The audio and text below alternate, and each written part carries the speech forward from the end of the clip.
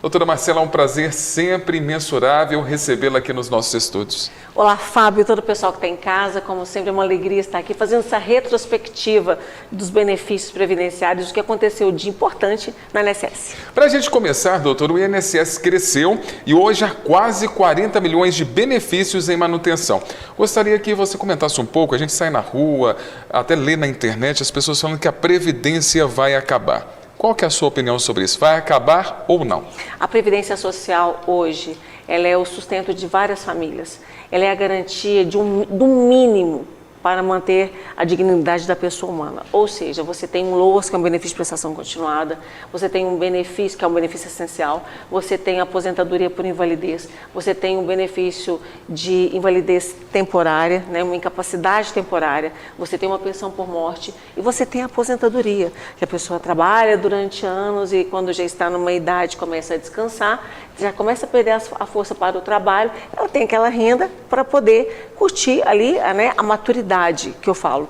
Então, o que eu falo é que a Previdência Social, ela é firme, ela é forte, muito mais que outras tantas instituições brasileiras. Agora, doutora Marcela, eu gosto de falar de garantias, né? O que garante que realmente não irá acabar a Previdência, que as pessoas não irão ficar desassistidas? Eu vou te contar um caso aqui. Dois casos eu vou te contar. O primeiro caso é com relação ao Banco Pan-Americano. Você lembra do Banco Pan-Americano? O que aconteceu com o Banco Pan-Americano?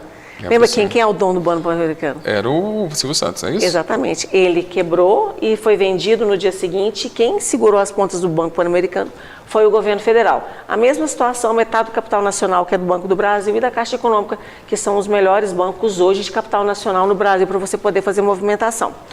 E segundo, eu estava ouvindo um podcast esse final de semana e tinha um influencer explicando que ele achava um absurdo que alguns outros influencers orientavam as pessoas a vender o seu imóvel, morar de aluguel e pegar o dinheiro do imóvel e aplicar esse dinheiro. Sim. Só que nós esquecemos que nós somos uma geração, pelo menos a minha e a sua, que não tem educação financeira. Já os nossos filhos têm educação financeira. Você conversa com a Ana Clara, eu converso com o Lourenço sobre educação financeira. Mas essa turma, a nossa turma, não consegue fazer essa movimentação, a não ser que estude e consegue ler o mercado. Ou seja, muitas pessoas tiveram prejuízo financeiro, perderam o dinheiro da sua casa porque acreditaram no que esses influencers falavam. Aí a gente vai buscar um outro aspecto. Eu vivo diariamente convivendo com pessoas na rede social falando que não aplique na Previdência Social. A Previdência Social ela não rende. Existem vários exemplos, eu consigo comprovar que ela rende sim. Mas o mais importante é, se você vai pagar no teto, você vai pagar R$1.000 e poucos de INSS. Tá, você não vai pagar o INSS, vai aplicar esse dinheiro onde? Porque se você aposenta por invalidez, se você tem 10 anos de contribuição, você vai receber até o último dia da sua vida. E se você, durante 10 anos, você aplicar esse valor da Previdência, que seria uma aposentadoria, se você tiver uma invalidez, como é que você vai fazer esses 10 anos te manter até o final da sua vida? É simples. É uma conta que ela, por si só, ela não fecha de quem fala que a Previdência ela não é sólida.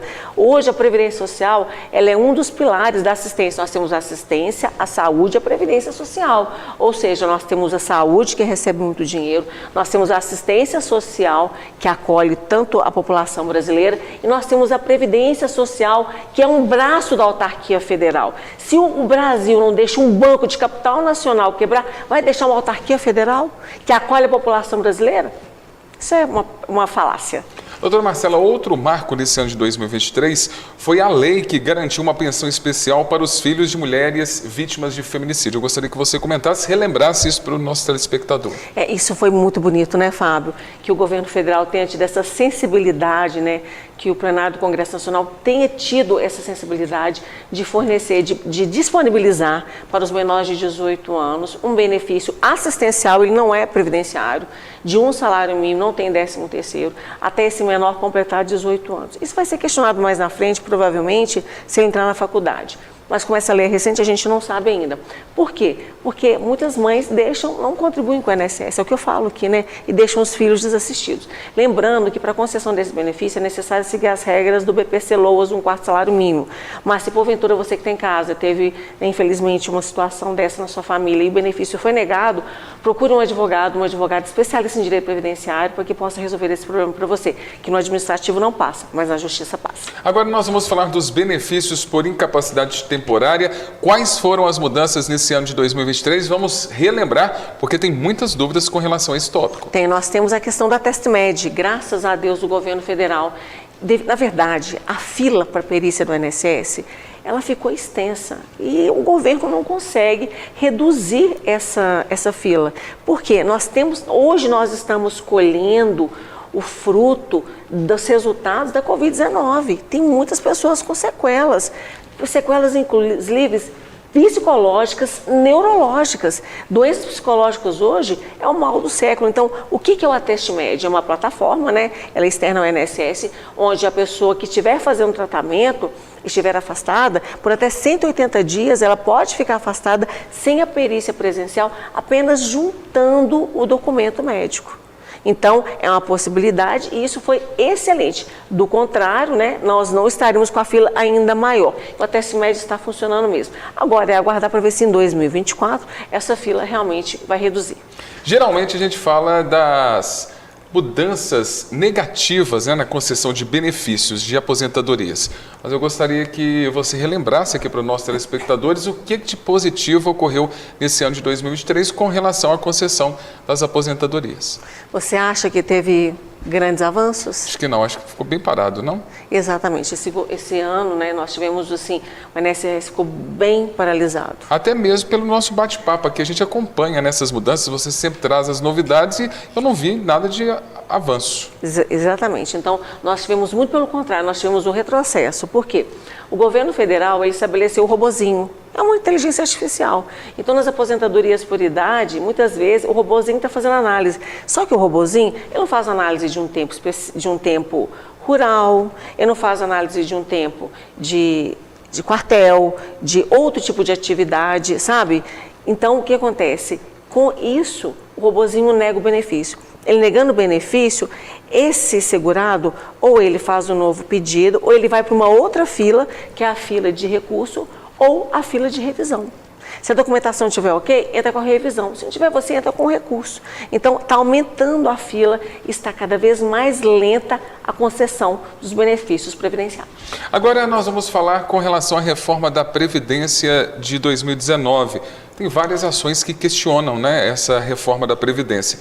Gostaria que você falasse com relação aos cálculos da pensão por morte e os benefícios por incapacidade. Isso foi pauta aqui na TV, inclusive, foi até uma indicação minha essa pergunta. Por quê? Quando você está num governo que faz uma reforma ela foi, eu acho que ela foi muito rígida, sim, a reforma da Previdência. Então, o que acontece? Você espera que talvez no próximo governo essa reforma seja revista e não houve. O STF manteve na íntegra todas as sentenças de primeiro grau que mantiveram a reforma da Previdência, ou seja, nós não tivemos avanço nenhum. A reforma da Previdência continua sendo vigente sem qualquer alteração. Agora nós vamos falar de um assunto também que deu o que falar nesse ano aqui no Jornal Cidade Notícia, principalmente nos nossos encontros, né? Que é a revisão da vida toda. Doutora, qual que é o seu parecer ao final de um ano do julgamento que decidiu pela procedência do cálculo para quem contribuiu, antes do mês de julho de 1994? Essa pauta, inclusive, ela foi repetida algumas vezes, sim, aqui, justamente porque a população de Itaúna e de região estava muito ansiosa para saber o que ia acontecer. A revisão da vida toda, ela foi aprovada em primeira e segunda instância, até mesmo no STF, ainda no ano de 2022. Na hora de ser aplicada a mudança na legislação, o que o governo federal fez? O INSS fez, ele embargou o acórdão. Esse acórdão teve até votos para que ele fosse anulado. Isso é muito grave. Ou seja, prejudicando aposentados e pensionistas. E agora, no final do ano, após todo esse imbróglio que durou o ano inteiro, o ministro Alexandre de Moraes solicitou que esse processo fosse julgado em plenário presencial do STF, que o julgamento, então, ele foi virtual, para que ele fosse para o plenário presencial. O julgamento de 2022 já foi no presencial, mas os embargos ele foi no virtual, para que ele agora seja julgado no presencial para saber se será mantida ou não a decisão da revisão da vida toda para todos os aposentados e pensionistas que serão beneficiados por esse novo cálculo. Então a gente terminou 2023 com nada resolvido. Então o saldo foi negativo.